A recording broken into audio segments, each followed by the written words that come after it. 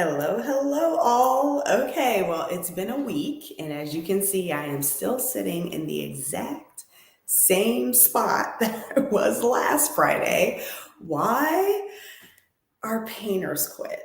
Yeah, we had apparently what is known in the industry as a bailout job. So, right in the middle of painting, they got to one floor. About halfway through that floor, they got a bigger job.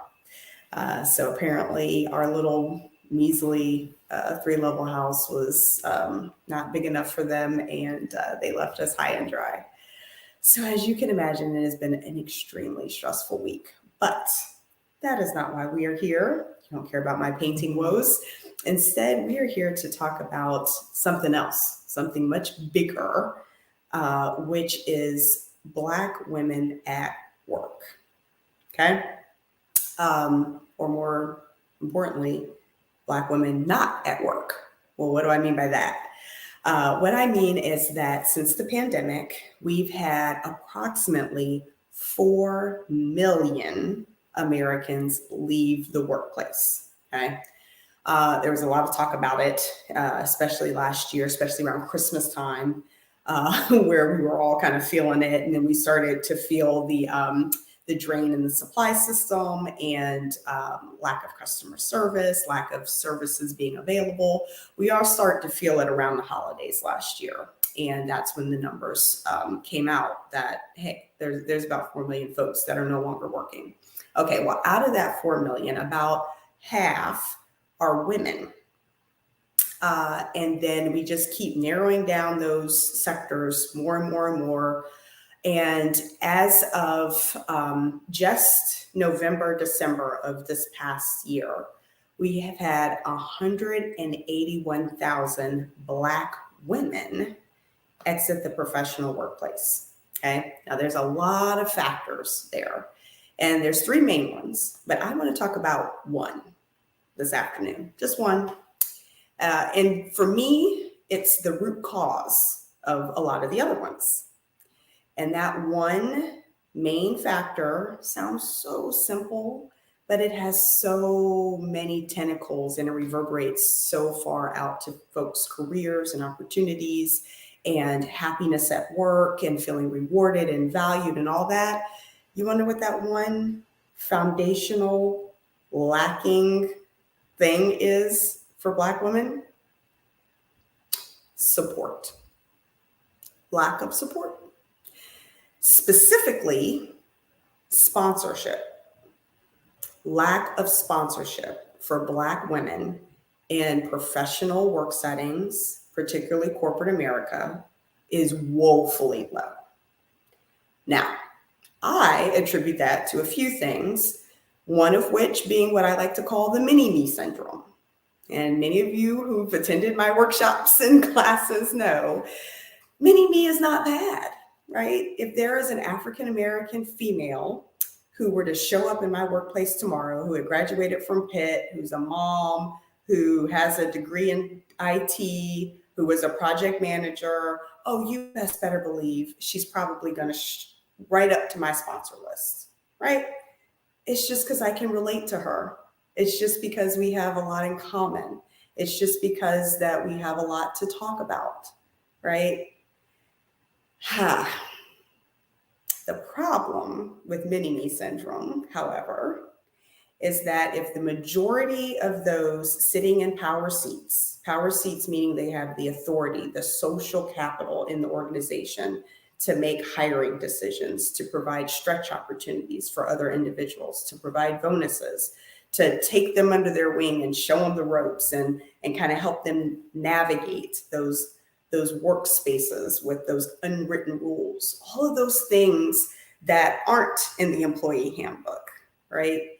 Having someone invest in you at that level actually reaps dividends exponentially on your career and your career trajectory and your career growth, as well as your happiness at work, as well as feeling valued at work, as well as having your the tasks that you do, what you bring to the table, the work that you provide, your work products, your actual deliverables, your, the spreadsheets, the PowerPoints, those actual things. When people in a high up authoritarian position highlight you and make comment about your work ethic and how well those products are and validate you, again, it reaps benefits to your career at work. So why aren't they doing that for Black women, but primarily others? Well, again, it's back to the MiniMe Syndrome.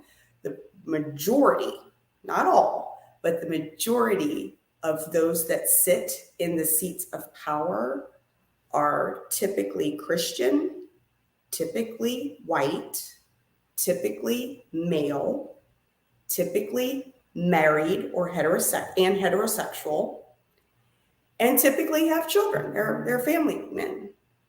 So those characteristics, and you pair those characteristics with the MiniMe Syndrome, you just breed more and more and more of those.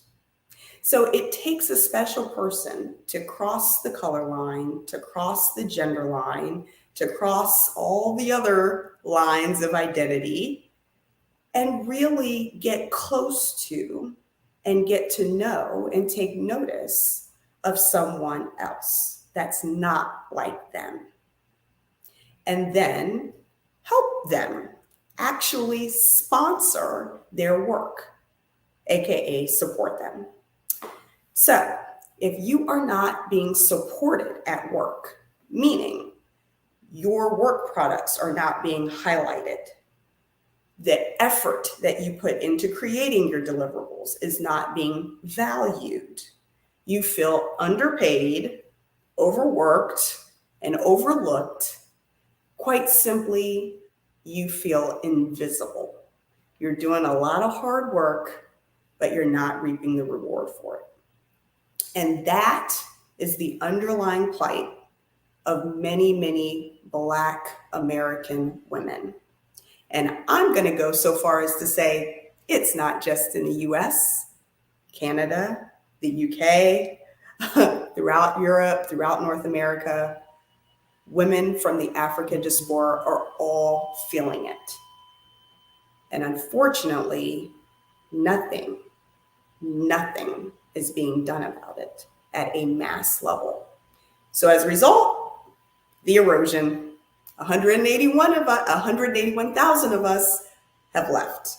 We're talking deuces, right? And they've gone on to entrepreneurial, have their own businesses, partner with other women, many other avenues. And some have just completely broke out of the workforce completely. That is beyond unacceptable, okay? So myself and my colleagues really, really, really have this strong, passionate need and urge to provide women that are in that situation the support that they so aptly deserve, are worthy of, okay? So I highly recommend that you check out Ceiling Breakers on Facebook. And please do sign up for Wednesday or Thursday, August 10th and 11th, to talk about this in a bit more detail and to get specific, practical, actionable tips on how to help yourself if you find yourself in this situation, but share it with others, right? Share it with many other women, even if you don't know what their career situation is, share it with them. Because too often we suffer in silence, and you might not even know. The woman may go on with a mask on her face and paint a smiling face and go into work or show up on Zoom or virtual call, and you're thinking she's just fine. And she really might be suffering in that seat, feeling invisible, because this is something very internal. Where if you have to ask the person if they feel valued, and you have to make sure that there is a trusted bond and relationship to even know if they're going to tell you the truth, right? They might just mask it if it's not psychologically safe to share. So this is something that's very personal, And I just say err on the share on the side of caution and share the information with them anyway.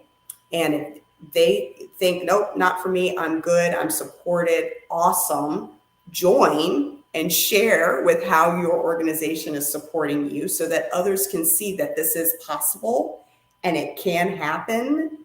And here's what it looks like when it does happen, because too many of us don't see that on a regular basis.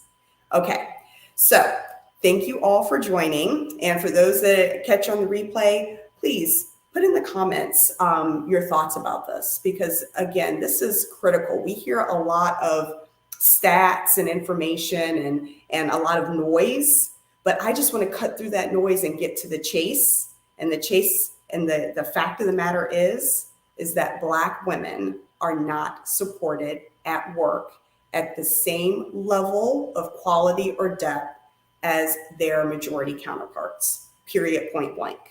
And that has to be rectified. So join us, Ceiling Breakers, as we do just that. Thank you all. Take care. Bye.